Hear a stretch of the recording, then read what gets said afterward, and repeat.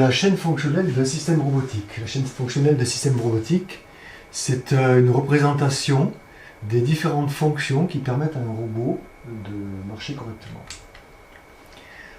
On va donc considérer notre robot qui est en relation avec son environnement direct, c'est-à-dire le monde, l'univers. Pour fonctionner, ce robot a besoin d'informations issues de l'univers, de l'environnement extérieur. Avec ces informations, le robot va faire différents types d'actions dans son environnement. Alors on parle de robot, mais ça peut être toutes sortes de machines. Par exemple, un distributeur automatique de boissons, on peut considérer que c'est un robot. Un distributeur automatique de boissons, comme information, il va avoir le choix de la boisson que l'utilisateur désire, et en action, il va donner la boisson désirée.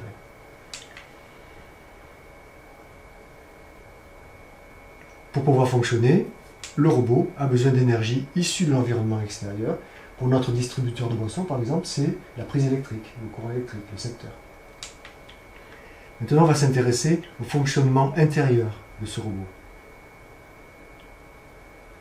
Les informations sont récupérées à l'intérieur du robot par un système de capteurs, avec la fonction acquérir. Ensuite, ces informations doivent être traitées. Elles doivent être traitées parce que des informations issues directement des capteurs ne peuvent pas être directement utilisées pour faire la commande des différents moteurs qui vont distribuer les différentes canettes, par exemple.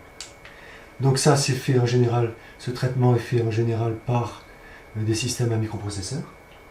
D'accord ? C'est le cœur pensant du système qui va pouvoir traiter toutes les informations et qui va pouvoir décider quels sont les ordres à donner au système énergétique pour pouvoir fournir les canettes.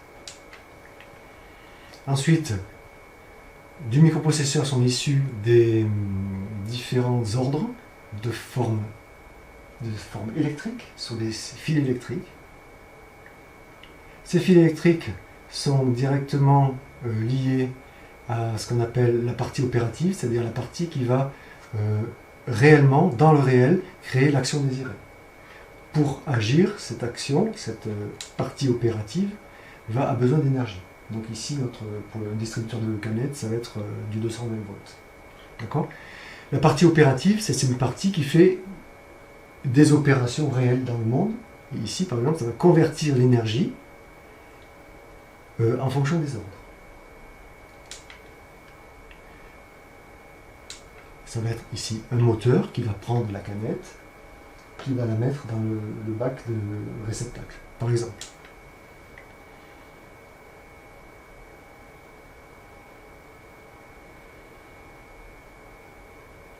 Et ensuite, pour pouvoir transmettre le mouvement issu du moteur, parce que le moteur tout simple ne peut pas agir directement dans le réel, il a besoin d'engrenages, il a besoin de poulies, il a besoin de pinces, il a besoin de... etc. D'accord ? Voilà.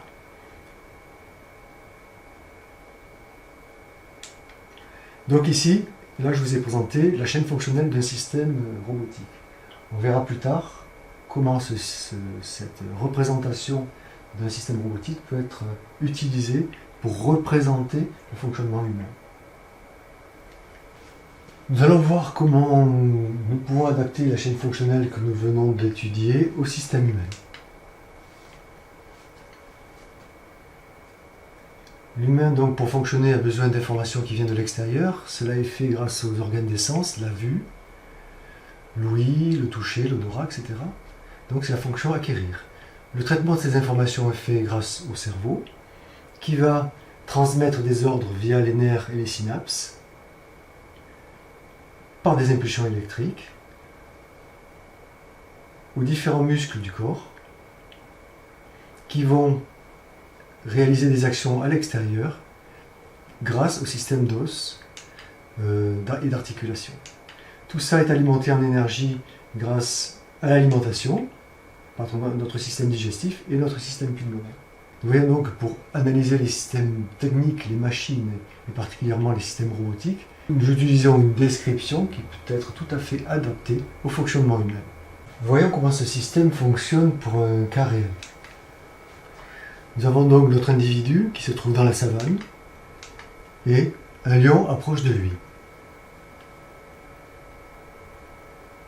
Des signaux électriques vont être récupérés du capteur des yeux et vont être transmis au cerveau. Le cerveau va reconnaître dans ces signaux électriques le lion, s'il en a déjà vu un.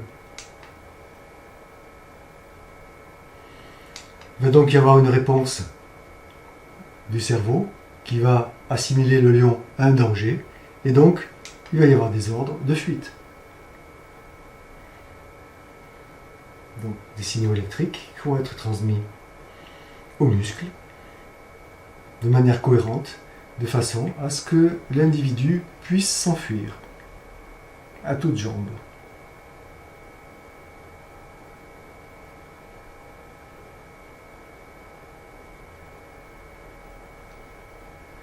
Si le système, s'il ne court pas assez vite, le système rétroactif va lui montrer que le lion se rapproche, et donc il va falloir aller encore plus vite. C'est ce qu'on appelle le système bouclé. Bon, en général, le lion court plus vite que nous, donc si c'est un lion agressif qui a faim, donc je ne pense pas que ça soit de bon augure pour notre individu, paix à son âme. Reprenons notre système bouclé associé au fonctionnement humain. Nous avons donc l'environnement, le monde, et des informations qui viennent de ce monde, qui sont acquises par les systèmes de sens, l'ouïe.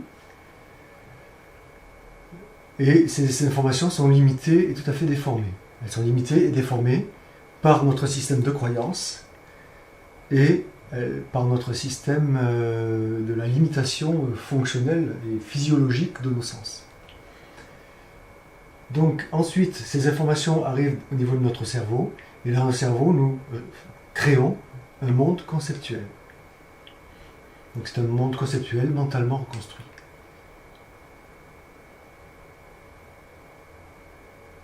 Au niveau de l'information qui est acquise par nos sens, et celle qui est celle dont nous sommes conscients, certains psychologues ont fait des études dans les années 80 et montrent que le ratio d'informations conscientes par rapport aux informations qui entrent dans notre corps, dans notre être, correspond à la très faible partie de 1 pour 1 million. Donc là, c'est une erreur.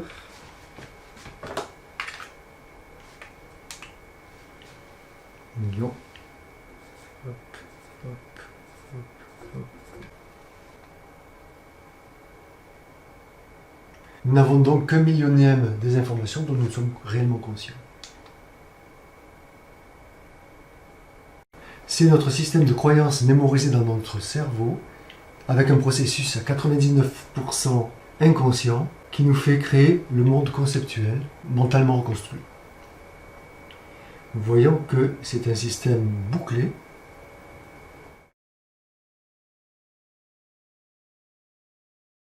car nous avons une action qui a été induite par l'interprétation du réel que nous avons faite, et un système réactif qui nous fait agir sur le réel.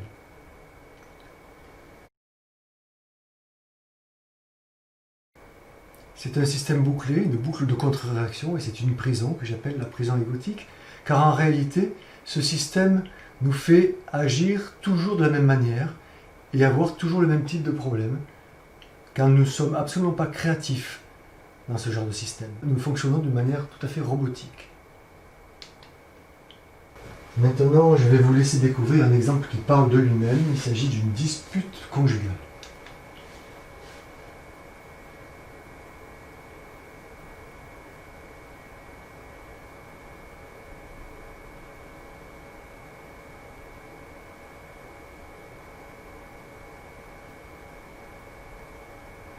Ça, c'est l'interprétation et la réaction. Et l'action.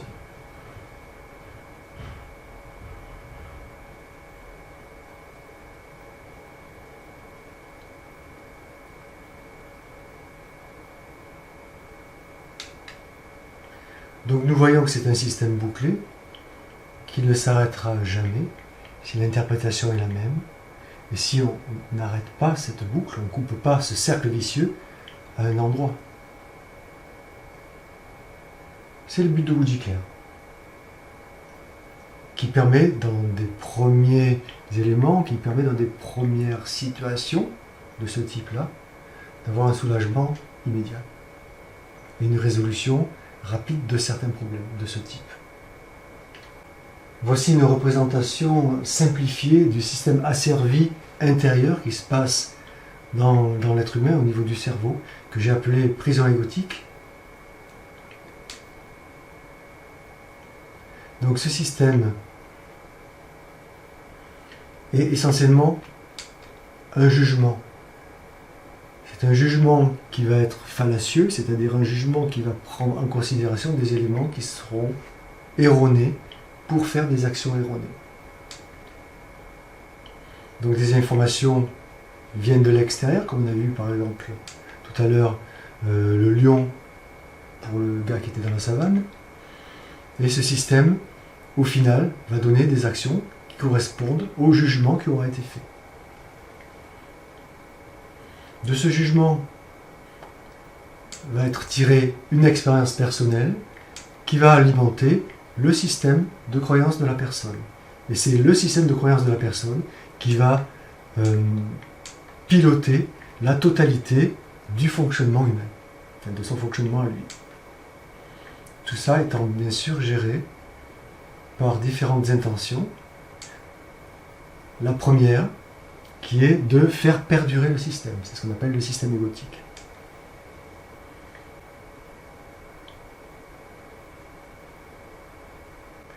Tout ça est un cercle vicieux, cela fonctionne en automatique, et cela ne s'arrêtera jamais si il n'y a pas quelque chose qui évolue là-dedans, ou si on n'arrive pas à rompre ce cercle vicieux d'une manière ou d'une autre. C'est le but de Boudicca.